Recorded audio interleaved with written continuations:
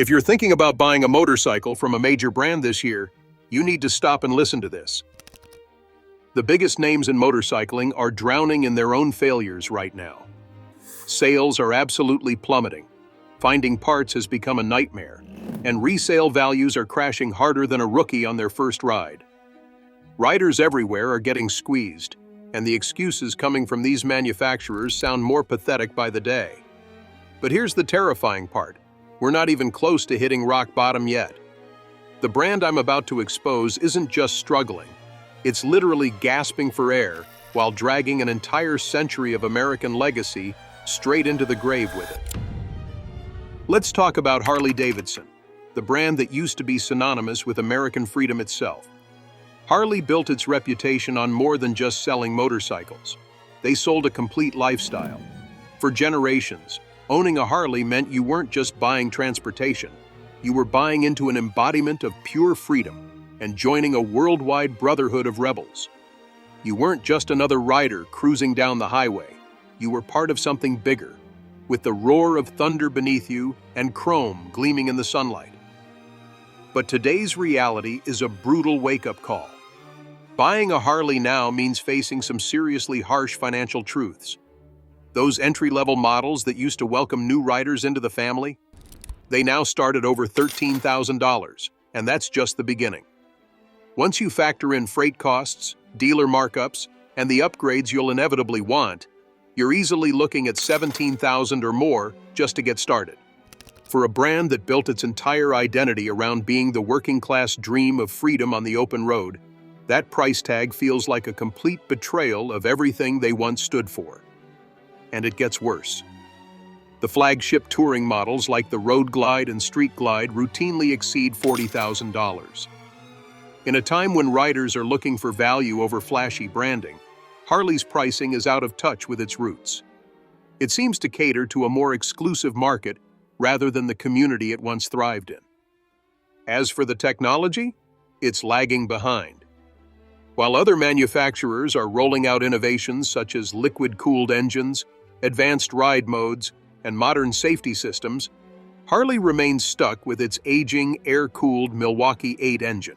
The familiar gauges and that classic rumble might feel nostalgic, but when you're on the road, that old vibe isn't keeping pace with what today's riders expect. What's more alarming is Harley's deteriorating image. Once a beacon of allure and strength, it's losing its grip, especially on younger motorcyclists.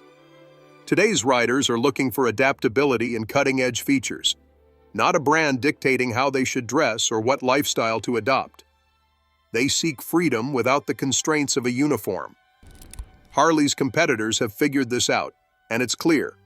The motorcycle landscape is changing, and Harley needs to catch up. Harley-Davidson faces tough times ahead, and the reasons might surprise you. While Indian motorcycles have been stepping up their game with modern tech and agility, Harley's attempts to keep pace haven't landed as well as planned. Take a used 2015 Road Glide, for example. It's priced around $15,000 and can provide a ride almost identical to newer models. That's a tough competition for Harley's newer offerings. Harley's bold step into the future with the Livewire, an all-electric motorcycle, initially seemed exciting. However, it hit the market with a hefty price tag of nearly $30,000 and an underwhelming range of less than 150 miles. Unsurprisingly, riders didn't bite, leading to dismal sales. The company handled this by creating a separate brand for it, but that didn't solve the larger issue. On the bright side, the Revolution Max engine found in the Pan America and Sportster S shows that Harley can innovate. But instead of revamping their lineup, the company is leaving these promising models isolated, sticking with an aging fleet that feels stuck in the past.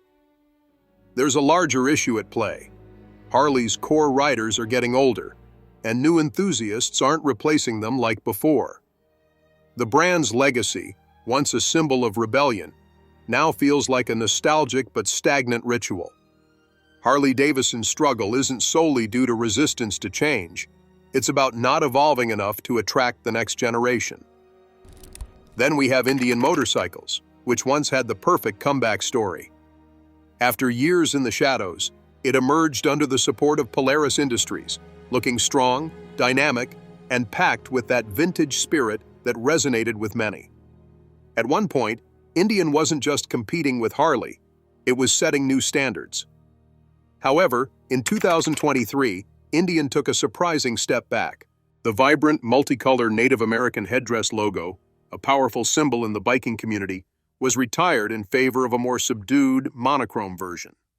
While the brand framed it as a move toward cultural sensitivity, many loyal fans felt it stripped away a piece of the identity that connected them to the brand's rich history. For riders, that logo wasn't merely a design, it was a part of their story with Indian motorcycles. When a brand loses its identity, the fallout can be swift and severe. For one powerhouse in the motorcycle world, a logo change wasn't just a minor tweak. It sent ripples of disappointment through its loyal following. Forums were buzzing and social media was ablaze, with some labeling it as an example of cancel culture and others calling it corporate weakness. At the heart of it all was a deep sense of betrayal. This brand, which had emerged stronger than ever, started to undermine its very foundation. Dealerships faced the challenge of mending wounds. But the real problem wasn't merely the logo, it was the message that change conveyed. This company had been navigating a delicate balance between staying true to its roots and adapting to new trends. Once that emotional connection frayed, the brand's stability began to slip away. Unfortunately, this misstep happened at a time when the brand was finally capturing attention from younger riders. With appealing models like the Scout Bobber and FTR, they were making strides with a new fan base. However, today's younger riders are astute. They can quickly sense when a brand is uncertain about its direction. The logo switch revealed deeper insecurities within the company. Without a vast dealership network like Harley, Yamaha, or Honda to lean on, this brand depended on a strong emotional bond with its customers. When that bond wavers, the safety net disappears. Longtime enthusiasts who supported the brand's resurgence now felt let down. The trust built over years melted away for a more generic story. Even though the bikes remained impressive, stylish, and well-engineered, in the motorcycle world, perception is pivotal. The internal shifts created an external crisis of identity. Now, this brand finds itself at a crucial juncture. It still has time to choose a path forward, but that opportunity is shrinking fast. Prolonged indecision only complicates the situation further. Sure, a few misguided marketing choices can be fixed, and a controversial logo can be a temporary setback. But when a billion-dollar enterprise is losing money, halting development, and laying off employees, that's not just a rough patch, it's a troubling spiral downward. Speaking of spirals, let's talk about KTM. Once recognized as a leader in European off-road bikes and bold engineering, this iconic name took a nosedive recently. In November 2024, the news hit like a thunderclap. Pierre Mobility AG, the parent company of KTM, announced it was entering self-administration. This is more than just a fancy term. It's a last-ditch effort to dodge bankruptcy by restructuring under legal supervision. In simpler terms, they've run out of funds, and investors are watching the situation unfold with concern. KTM has faced a dramatic decline, with its stock dropping more than 80% in less than a year. Supply chain issues, overproduction, and inflation were part of the problem, but the underlying cause was much deeper. The company expanded too quickly, ramping up to produce over 1,000 motorcycles a day, aiming for growth in emerging markets. Unfortunately, when that demand didn't materialize, they were left dealing with factories overflowing with unsold bikes. To address the crisis, KTM took drastic measures. They halted production lines and froze the development of new models, leading to over 300 layoffs of engineers, designers, and logistics experts across Europe. What had once been a story of rapid growth turned into a struggle to survive. KTM's downfall stems from a painful disconnect between their ambitions and what was realistic. They aimed to diversify, offering premium bikes in Western markets while pushing affordable entry-level models in new regions. The strategy seemed solid, but the execution was flawed. Those entry-level bikes came with tight profit margins, meaning they needed to sell huge quantities just to make ends meet. When inflation rose, interest rates climbed, and consumer spending slowed down, their operations began to falter rapidly. Compounding these issues was the loss of a crucial partnership with Bajaj, the Indian manufacturing giant that sold its KTM shares in 2021.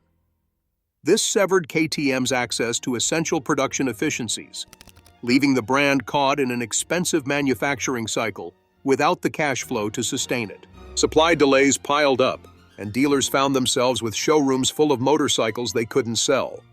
Even KTM's reputation in racing couldn't protect them when they were in dire straits, struggling to meet financial obligations. If you think KTM's troubles are shocking, wait until you hear about Norton. This brand didn't just face a setback, it entered a scandal that left riders with nothing but regrets and empty wallets. Norton, once a cherished name in British motorcycle history, has a tale filled with not just financial chaos, but betrayal.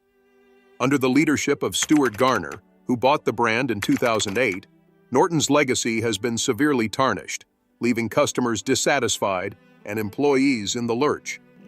Many were convinced that this storied motorcycle brand could rise again. The promise was grand, a revival that would pay homage to its glorious past while advancing performance. Initial excitement led to factories being retooled, new models being announced, and orders rolling in from fans worldwide. But beneath the shiny surface and flashy press releases lay a troubling reality.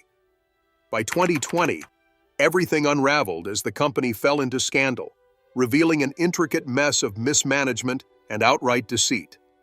Pension funds had been misappropriated, orders were taken without a single bike constructed, and customers hoping for their new rides found themselves stuck with useless invoices. Even the bikes that were delivered had significant quality issues. Some couldn't even pass inspection. Employees showed up to locked doors, emails went unanswered, and the once respected name became a cautionary tale. It seemed like the end for a brand that had once stood proudly alongside Triumph and BSA. But in April 2020, a surprising twist occurred when TVS Motor Company, an industrial giant from India, scooped up Norton for $20 million. They promised a new headquarters, a commitment to fulfill outstanding orders, and a vision to bring Norton back onto the global stage. For a fleeting moment, hope was rekindled. But reviving a tarnished legacy is much more complex than simply investing money. Despite the new funds and facilities, Norton's comeback has faced significant hurdles. The much-anticipated V4 SV Superbike, priced at $50,000, has been delayed repeatedly, while other promised models have yet to go into full production. Many loyal customers who placed deposits in the prior regime are still without their motorcycles or refunds. Rebuilding trust is a slow process, and the shadow of past failures hangs heavily over the brand. Although there's nostalgia for Norton, many potential customers are hesitant to engage. The dealer network is nearly non-existent outside of the UK, and even though the revival was marketed as a return to British craftsmanship, production numbers remain low, and profit margins are razor-thin. The bikes are scarce at shows, and while TVS exudes patience, that alone might not be enough to turn the tide. Norton is at a critical crossroads. If they can't turn things around quickly and boost their production, they could face a downfall that's hard to bounce back from. This situation isn't just about bad management or trying to bring back a brand. It's deeper. It's about trust, and once that's lost, it's tough to regain. Some brands fade out with a bang, while others simply disappear quietly. But there's something tragic about being forgotten completely. You might not even remember a brand's name if it vanishes without a trace. Now, let's shift gears to Mitsubishi, an iconic name that many might overlook. This giant isn't just famous for their cars. They once produced motorcycles that rumbled with strength and precision. Back in the 1950s and 60s, during a thriving post-war era, Mitsubishi was positioned as a serious contender in the motorcycle world. Their scooters and smaller bikes, under the Silver Pigeon and Mitsubishi names, took on giants like Honda, Yamaha, and Suzuki. For a short time, they succeeded. Their bikes were built to last and were dependable, backed by the company's industrial strength and vision. However, ambition can't substitute for dedication. As the motorcycle scene grew more competitive in the 1970s, Mitsubishi quietly withdrew from the fray. While Honda was busy innovating with its CB series and Yamaha was carving out its racing heritage, Mitsubishi turned its attention solely to cars. Their motorcycle division began to fade away, first by scaling back production, then through licensing deals, and finally just going silent. By the 1980s, it was as if they had never existed in the motorcycle market, leaving many to wonder what happened. Mitsubishi never made a formal announcement about stepping back from motorcycles, they just quietly backed out. Recently, though, there have been murmurs about a possible return to the motorcycle scene, this time focusing on electric models. There are patents, battery research, and some speculative designs floating around. Some in the industry hold out hope that Mitsubishi will harness its automotive electric vehicle experience to introduce something innovative in the electric motorcycle market. But at this point, that's just speculation. As of 2025, nothing substantial has come to light, leaving Mitsubishi's motorcycle legacy as just an echo of the past. Mitsubishi motorcycles are mostly a thing of the past, stuck in time like dust-covered collectibles. You might spot a few relics in museums, or come across a vintage scooter being polished in a garage by an enthusiast in Nagoya or Los Angeles. But as a vibrant motorcycle brand, Mitsubishi has faded away entirely. It's a story of a slow and silent departure, a brand that paused, allowing others to leap ahead. While competitors outpaced and outlasted it, Mitsubishi quietly vanished from the scene, leaving behind a dormant name and long-buried ambitions overshadowed by its automotive struggles. Today, it exists in name only, with its motorcycle legacy mostly forgotten. While Mitsubishi's exit was barely a whisper, another brand is still alive but on life support. Every year, it's losing dealers, parts suppliers, and riders. It hasn't vanished, but it's dwindling. Few are stepping up to help, and that silence feels heavier than complete oblivion. At the heart of this decline is Moto Guzzi, a brand with a rich history and a passionate spirit.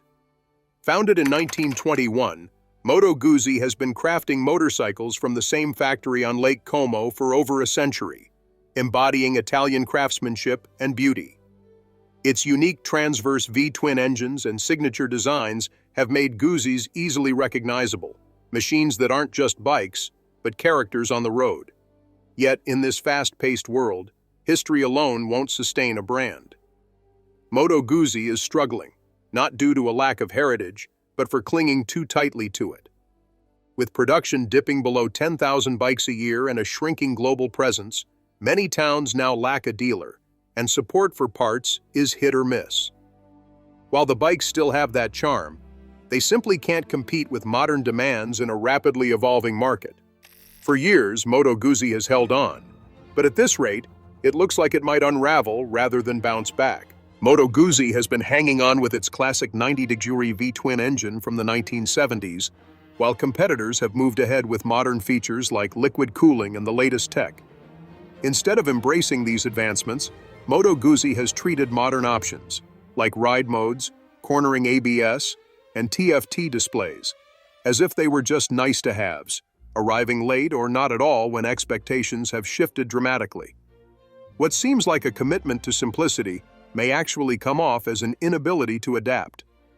When Moto Guzzi tried to modernize with the V85 TT adventure bike, it was a stunning nod to the past, but it struggled with only 80 horsepower, feeling underpowered compared to rivals.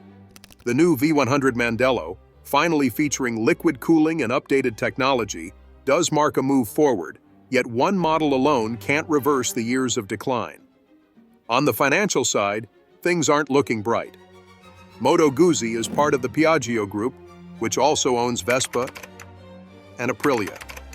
While Piaggio has poured resources into updating the factory, its priorities lie elsewhere. Vespa sells well, and Aprilia secures wins in racing, leaving Moto Guzzi in a precarious position. The iconic factory in Mandello del Lario doesn't come cheap, with high labor costs and slow modernization efforts meaning nostalgia isn't translating into profit. Guzzi enthusiasts are incredibly passionate and loyal, often saying no other bike rides quite like a Guzzi. They love the feel of the torque and the raw edge that gives character to every ride. However, passion alone won't cover operational costs, and as beloved as the brand is, its struggle for survival means that love begins to feel painful. The community is becoming smaller, the support network is diminishing, and with each passing year, Moto Guzzi risks becoming just a name from the past. What was once a vibrant brand is now quietly slipping away. Moto Guzzi isn't soaring anymore. It's circling lower, closer to a troubling landing. When it does reach the end, it won't be with an explosion, but with a silence that only the true fans will feel. And while there are still other brands standing, barely, it's evident that a larger crisis is looming. Before you invest in a motorcycle brand, ask yourself, will it still be around next year? Stick around, because what's next might catch you off guard.